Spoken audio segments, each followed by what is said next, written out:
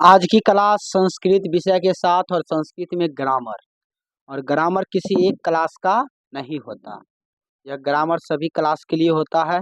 इसलिए ग्रामर का आज टॉपिक में हम बताने जा रहे हैं 3 से 5 मार्क्स का ऑब्जेक्टिव पूछने वाला प्रश्न मैट्रिक बोर्ड एग्जाम में, और वह होता है शब्द रूप। क्या होता है बुआ? शब्द रूप। शब्द रूप मैंने कुछ बोर्ड पर लिखा और यह शब्द रूप लगभग बच्चे क्लास का मैंने लिखा। बालक शब्द रूप। कौन सा शब्द रूप है बुआ? बालक। ठीक है, चलिए सबसे पहले मैं आपको बता दूं विभक्ति। विभक्ति कितने होते हैं? 8। जिसमें पहला विभक्ति प्रथमा, द्वितीया, तृतीया, चतुर्थी, पंचमी, षष्ठी, सप्तमी और संबोधन। अष्टमी नहीं कहते हैं, क्या कहते हैं? संबोधन। मतलब अष्टमी विभक्ति को क्या कहा जाता है? संबोधन। अब देखिए कारक। कारक देखिए, कर्ता ने, इसको कतरा मत पढ़िएगा, कर्ता पढ़ना पड़ेगा। कर्ता ने कर्म को, नहीं पता, ऐसे नहीं पढ़ते। कर कारक चिन्ह दोनों साथ ले लेंगे ना बुआ रे। कर्ता ने शून्य लिख दिया, मतलब कोई चिन्ह नहीं। कर्म को शून्य चिन्ह लिख दिया, मतलब इसमें भी कोई चिन्ह नहीं लगता। करण से संप्रदान को के लिए, अपादान से संबंध का के की राड़े री नानी नी, अधिकरण में पर संबोधन हे अरे अजी अहो। इस प्रकार मैंने हर विभक्ति को कारक और उसके चिन्ह के साथ मैंने बांट दिया। ये बांटा क्यों मैं जस्ट बताऊंगा। एक वचन, द्विवचन और बहुवचन। संस्कृत में 3 गो वचन, एक वचन, द्विवचन और बहुवचन। आज हल्का आंख काय मार रही है? हाँ? हमको है ना करती है ना, गड़बड़ है। देख रहे हो विनोद, शादीशुदा आदमी को लाइन मार रही है। चलिए अब ध्यान दीजिए। एक वचन में हो जाएगा बालक के लिए मैंने लिखा बालकः बालको बालका, बालकम बालको बालकान। एगो बालकेन बालकाभ्याम बालकै, बालकाय बालकाभ्याम बालकेभ्यः, बालकात् बालकाभ्याम बालकेभ्यः, बालकस्य बालकयो बालकानाम, बालके बालकयो बालकेषु हे बालक हे बालको हे बालका। एक आदमी को बोले पढ़ना पड़ रहा था, बोले बुआ रे पठ का बनाओ। किसका बनाओ? पठ का। वह ना बोला पटा पटऊ पटा, पटम पटऊ पटान, पटेन पटाभ्याम पटई, पटाई पटाभ्याम पटेभ्य, पटती पटता पटंती। मतलब संस्कृत जब बुझने नहीं आवे तो आप कुछ भी पढ़ दीजिएगा तो काम चलेगा? नहीं ना, काम चलेगा। जी बोलियो।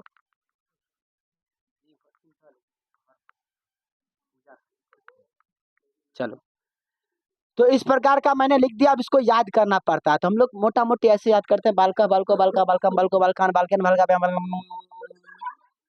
जब याद नहीं हो तो वहां पर चल देता है, मतलब अंत अंत शब्द बोल सकता है। ठीक है, हाँ। चलिए, ये जो बालक मैंने शब्द रूप लिखा और इसके बगल में मैंने एक छोटा सा डिब्बा बना दिया। उस डिब्बा में दिए एक वचन, द्विवचन, बहुवचन। अब पुरुष में प्रथम पुरुष, मध्यम पुरुष और उत्तम पुरुष, अन्य पुरुष भी कह सकते हो। प्रथम पुरुष में होता है सह सा, या कहते हैं सह तौ ते, त्वम युवाम युजम, अहम अवाम वयम। ये याद करना पड़ेगा। ठीक है, स का मतलब हुआ लड़का के लिए और सा का मतलब हुआ लड़की के लिए। सा सा लिख दिए के साथ। त्वम का मतलब तुम, सॉरी तो का मतलब वे दोनों, ते का मतलब वे सब, त्वम का मतलब तुम या आप, युवाम का मतलब तुम दोनों, युवाम का मतलब तुम सब। उसको आप दोनों आप सब भी बोलोगे तो कोई दिक्कत नहीं है। अहम का मतलब मैं, वयम का मतलब हम सब, और आवाम का मतलब, सॉरी अहम, अवाम का मतलब हम दोनों, अवयम का मतलब हम सब। मतलब देखो, वह, वे दोनों, वे सब, वह हो गया। तुम दोनों, तुम सब। मैं, हम दोनों, हम सब। समझ में? सबका हिंदी मैंने लिख दिया। ये क्यों लिखा? ये अगर आप ध्यान रखिएगा ना तो अनुवाद बनाने में सुविधा होगा। कौन बनाने बुआ रहे? आप देखिए, कहीं पर रहेगा तुम दोनों, तो तुम दोनों कहाँ हो जाएगा? युवा। और पूछा जाएगा कि युवाम कौन सा पुरुष है, तो क्या बोलिएगा? मध्यम पुरुष। युवाम कौन सा वचन है? द्विवचन। ठीक है, अब आइए इस पर क्वेश्चन कैसे बनता। देखिए, मैं तो सब नहीं लिख पाऊंगा, मैं कुछ लिखा हूँ, और जो बोर्ड परीक्षा की दृष्टि से बहुत महत्वपूर्ण, मैं उसका नाम भी लिख दिया हूँ। तो वैसे सबको आपको याद कर लेना है। ठीक है, चलिए क्वेश्चन सबसे पहले ऐसा पूछेगा कि जैसे बालक शब्द रूप का, कौन शब्द रूप का? षष्ठी विभक्ति। कौन विभक्ति? षष्ठी विभक्ति द्विवचन में क्या होगा? तो षष्ठी विभक्ति द्विवचन में क्या? बालक। ऑप्शन में टिक लगा दो। पहला क्वेश्चन पूछने का टाइप। दूसरा क्वेश्चन पूछने का टाइप, जैसे हमने लिखा बालकह, क्या लिखे बुआ रे? बोलेगा बालकह कौन सा वचन है? बहुवचन। पूछा जाएगा कि बालकह कौन सा कारक है, तो कारक कौन सा हो जाएगा? करण कारक। पूछा जाएगा बालकह का चिन्ह क्या होता है? से। समझ में आ रहा है? बालकह का विभक्ति कितना हुआ? तृतीया। क्वेश्चन पूछने का टाइप है। उसके बाद ये जो बालकह है ना, ये बालकह का मूल रूप क्या है, मतलब मूल धातु क्या है? तो इसका बालकह कथी से बनाया हो? बालक से न बनाया, तो इसका मूल धातु हो गया बालक। ठीक है, कोई दिक्कत? या आप जैसे बनाएंगे लता लते लता, तो पूछा जाएगा लता का मूल धातु क्या है? तो लता है। समझ में आ गया? फलम फले फलानी, तो फलानी का बोलेगा मूल धातु क्या है? तो फल। बात समझ में आ गया? तो जिसका जो मतलब जिस शब्द रूप से आप जैसे बनाए हो, तो वही तो उसका मूल मूल रूप हुआ ना। तो इसमें क्वेश्चन पूछने का टाइप ये है, कभी विभक्ति पूछ देगा, कभी कारक पूछ दिया, कभी चिन्ह पूछ दिया, कभी वचन पूछ दिया, कभी मूल धातु पूछ दिया। तो यही 5 टाइप क्वेश्चन दोहरा के पूछता है। ठीक है, एक क्वेश्चन का आप लोग जवाब दीजिए तो, बालक शब्द रूप का सप्तमी विभक्ति बहुवचन में क्या होगा? सप्तमी विभक्ति बहुवचन, तो सप्तमी विभक्ति बहुवचन में बाल केसु। या क्वेश्चन पूछ जाएगा कि बाल केसु का कारक क्या है? अधिकरण। बाल केसु में वचन कौन सा है? बहुवचन। बाल केसु का चिन्ह क्या होगा? में या वर। क्या इस तरह क्वेश्चन बना सकते हो? तो सर हमको क्या क्या याद करना पड़ेगा? तो आप जो याद कीजिएगा ना, हालांकि बहुत सारा रहता है, लेकिन उसमें से कुछ याद कर लीजिए। कुछ का मतलब समझिए, राम और देव, ये तो आपको याद ही हो गया, क्योंकि बालक शब्द रूप याद हुआ, मतलब राम और देव का शब्द रूप याद हो गया। खाली बैठा दें, जैसे राम का बनाइएगा तो राम रामौ रामा, ये क्या हो जाएगा?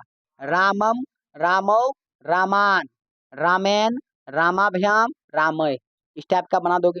ये तो बालक पर बैठा दोगे तो कोई दिक्कत नहीं है। देव भी बनाओगे तो इसी में बनेगा, देव भी बहुत मोस्ट है। देवह देवौ, देवह देवौ, क्या देवो? देवम देवो देवान, देवेन देवाभ्याम देवय, देवाय देवाभ्याम देवेभ्य, देवा देवाभ्याम देवेभ्य, देवस्य देवयो देवानाम, देवे देवे देवयो देवेशु, हे देव हे देवो हे देवा। इस प्रकार आपको दुगो तो याद हो ही जाएगा, दुगो तो सिर बैठ जाएगा। और अधिकांश जितना भी पुरुष वर्ड है, वो सब अधिकांश बालक पर ही बैठता है। जितना भी लेडीज है, लेडीज मतलब महिला, स्त्री, ओमेन, महिला, जो आज तक कभी किसी से नहीं हिला, वही तो है महिला। ठीक है, चलिए, तो ये सब लता पर बैठता है। किसर बोले? लता पर। तो लता आपको याद करना पड़ेगा। ठीक है, लता याद कर लीजिएगा तो लड़की वाला सब बन जाएगा, सीता सीतिया सीतिया। ठीक है, उसके बाद याद कीजिए मुनि, मुनि और साधु दोनों लगभग लगभग सेम है। मुनि याद करिएगा, साधु याद हो जाएगा। ठीक है, लता याद करिएगा ना तो नदी भी याद हो जाएगा। लता और नदी दोनों सेम है। पिता याद करोगे तो माता भी याद हो जाएगा, दोनों सेम है। ठीक है, और अस्मद युष्मद भी लगभग सेम है। तत् अलग हो जाता है। अस्मद का मतलब अहम अवाम वयम, युष्मद का मतलब त्वम युवाम युयम, और तत् का मतलब सह तो ते। एगो राजा याद कर लीजिएगा, इतना याद कर लीजिएगा। लगभग लगभग जो भी परीक्षा में पूछा जाएगा, किसी न किसी से मिलता जुलता वर्ड रहेगा। ठीक है, अब जैसे तुमको पूछ दिया रामेशु, क्या पूछ दिया? लेकिन तुमको बालक याद था, तुमने कहा अरे बालकेशु हम कहीं ना कहीं पढ़े हैं, लगता है रामेशु दोनों मिलल वर्ड है ना। तो पूछ देगा रामेशु कौन सा वचन, क्योंकि बालकेशु बहुवचन, रामेशु कौन हो जाएगा? बहुवचन हो जाएगा। तो कुछ ना कुछ मिलता जुलता वर्ड मिलेगा। ठीक है, जैसे पिता याद कर ले, माता याद ही हो जाएगा। ठीक है, तो इस प्रकार का ये जो शब्द रूप इसका उपयोग करता है, मैं बता दूं पहले। शब्द रूप का उपयोग होगा आपको अनुवाद बनाने में, गद्यांश जब बनाइएगा तो वहां पर आपको काम दे देगा। किसी संस्कृत का हिंदी रूपांतरण कीजिएगा तो वहां पर काम दे देगा। और इसके साथ ये बोर्ड परीक्षा में 3 मार्क्स का, 3 से 5 मार्क्स का ऑब्जेक्टिव रहता है, यहाँ भी काम दे देगा। तो इतना याद करिएगा, तब 3 से 5 नंबर मिलेगा। कोई दिक्कत? चलिए, तो आप लोग घर पे जाके क्या कीजिएगा, ये सबको एक बार याद कर लीजिएगा। नहीं भी याद करिएगा तो पढ़ लीजिएगा, तो ध्यान में कुछ न कुछ रहेगा। समझे? तो चलिए, अब हम चलते हैं इस सब धातु रूप का। इसको धातु रूप बोलते हैं, सॉरी शब्द रूप बोलते हैं। क्या बोलते हैं बुआ? सॉरी, बीच में धातु रूप बोल दिए थे, गड़बड़ा गया था। इस शब्द रूप इसको बोलते हैं धातु रूप हुआ, जिसमें बताएंगे तीतः अंति सीथ था आमी आवह आमा। ठीक है, तो वो हो जाएगा धातु रूप, क्योंकि धातु का मतलब क्रिया, क्रिया का मतलब भर्व, भर्व का मतलब जिसके लास्ट में ना हो, जैसे खाना पीना पटाना हंसना रोना लेना देना हंसना पीटना रोना पहना वरना ना ना ना, जो भी तुम बोलना चाहो बोल सकती हो। ठीक है, चलिए पटाना भी क्या है, धातु है, इसीलिए ऐसा काम करते रहिए।